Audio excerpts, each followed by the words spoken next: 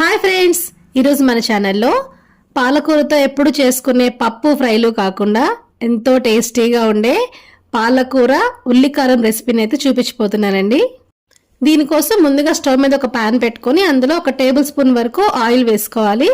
Oil కొంచెం heat ఎక్కిన తర్వాత 1 టేబుల్ స్పూన్ పచ్చిశనగపప్పు వేసుకోవాలి.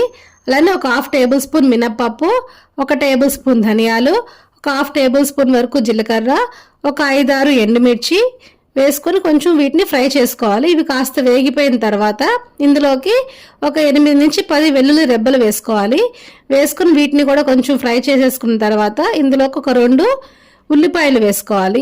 ఉల్లిపాయలు ఇట్లా ముక్కలు కట్ చేసుకొని వేసుకొని ఈ ఉల్లిపాయ చక్కగా వేగిపోయి మెత్తబడిన తర్వాత దీన్ని అన్నిటినీ కూడా ఒక మిక్సీ జార్లోకి తీసేసుకొని ఇప్పుడు ఇందులోకి 1 టేబుల్ స్పూన్ కారము, రుచికి సరిపడా సాల్ట్, ఒక 1/2 టీ స్పూన్ పసుపు వేసుకొని అవసరం అనిపిస్తే కొంచెం వాటర్ కూడా పోసుకొని వీలైనంత ఫైన్ పేస్ట్ లాగా చేసుకొని ఇప్పుడు దీన్ని ఒక పక్కన పెట్టేసేసుకుందాము.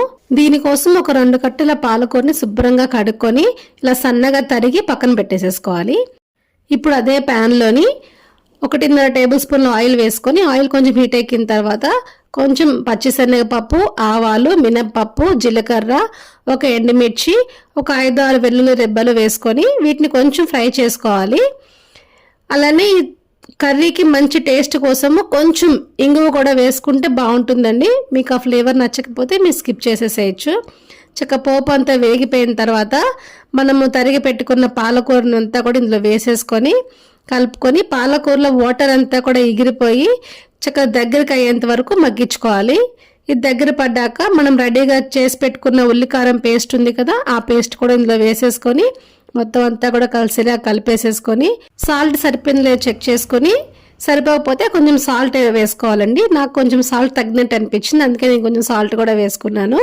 ఇప్పుడు మొత్తం అంతా కూడా చక్కగా కలిపేసేసుకొని మూత పెట్టుకొని ఆయిల్ సపరేట్ అయ్యే వరకు ఒక 5 మినిట్స్ అట్లా మగ్గిచ్చేసేసుకుంటే మన ఎంతో టేస్టీగా ఉండే పాలకూర ఉల్లికారం అయితే రెడీ అయిపోతుందండి.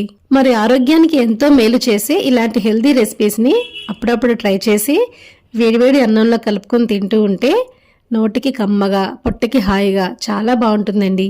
మరి ఎంతో టేస్టీగా ఉండే ఈ పాలకూర ఉల్లికారం రెసిపీని మీరు ట్రై చేసి మీకు ఎలా కుదిరిందో కామెంట్స్ నాతో షేర్ చేయండి. Thank you.